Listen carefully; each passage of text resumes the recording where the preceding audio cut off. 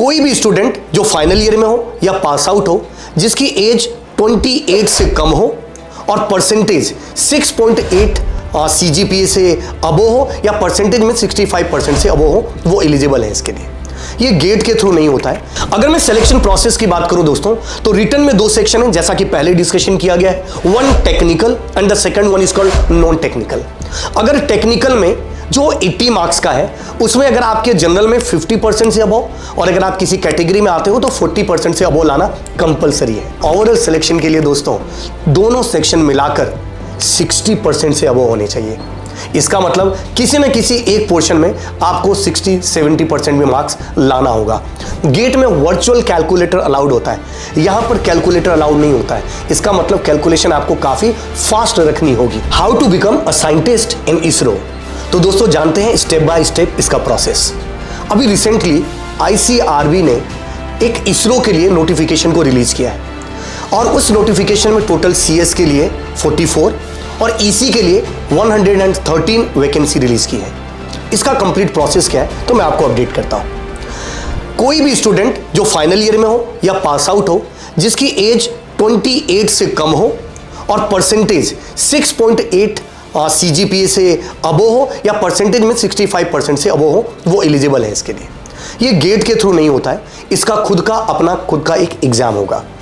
इस एग्जाम की अगर बात की जाए दोस्तों, तो इसमें 80 क्वेश्चन जो होंगे वो टेक्निकल होंगे और जो 15 क्वेश्चन होंगे वो रीजनिंग के होंगे।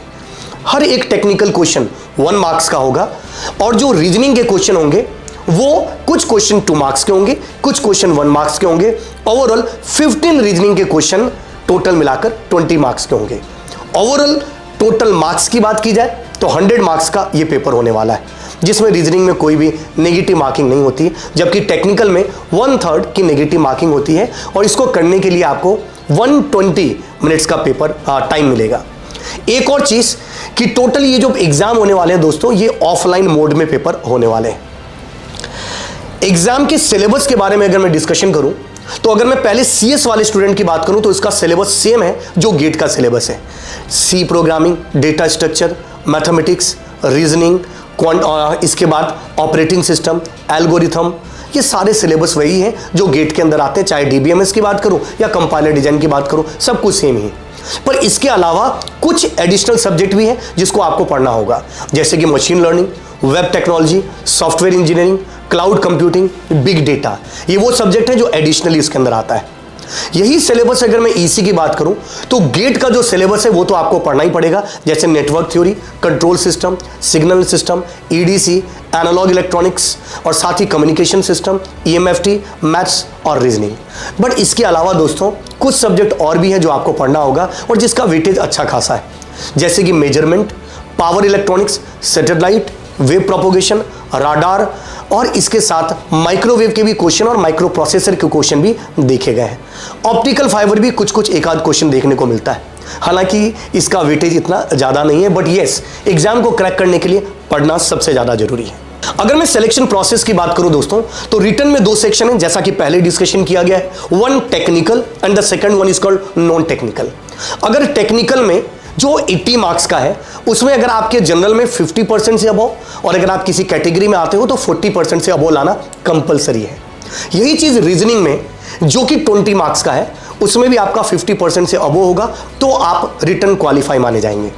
इसका मतलब ओवरऑल अगर बात की जाए तो टेक्निकल में 40 और रीजनिंग के अंदर 10 मार्क्स से अगर अबव आते हैं तो आप क्वालिफाई होंगे और इसके बाद आपका होगा इंटरव्यू। अगर इंटरव्यू में भी अगर 100 मार्क्स के इंटरव्यू होते हैं, बट अगर आप 50 मार्क्स से अबव लेके आते हो, देन यू आर एलिजिबल और you are qualified the interview.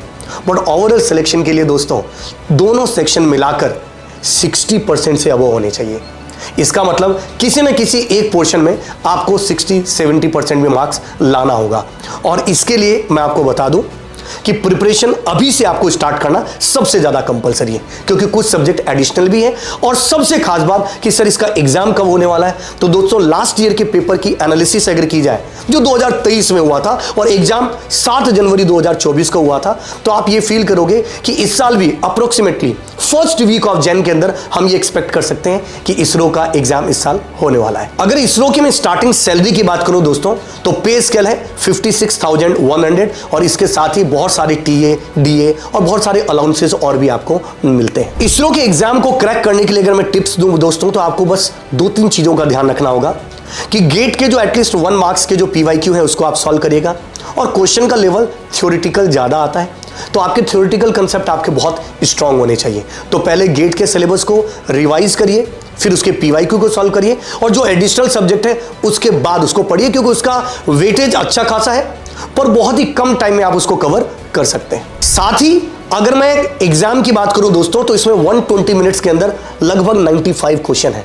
इसका मतलब यहां पर एक्यूरेसी के साथ साथ स्पीड बहुत ज्यादा मैटर करती है। और एक और खास बात, गेट में वर्चुअल कैलकुलेटर अलाउड होता है, यहां पर कैलकुलेटर अलाउड नहीं होता है। इसका मतलब कैलकुलेशन आपको काफी फास्ट रखनी होगी, और कुछ कैलकुलेशन तो आपको याद ही होना चाहिए। अगर आपका ये ड्रीम जो इसरो में साइंटिस्ट बनने का है आप पूरा करना चाहते हो, तो ज्वाइन कर सकते हैं आप मिशन इसरो बैच।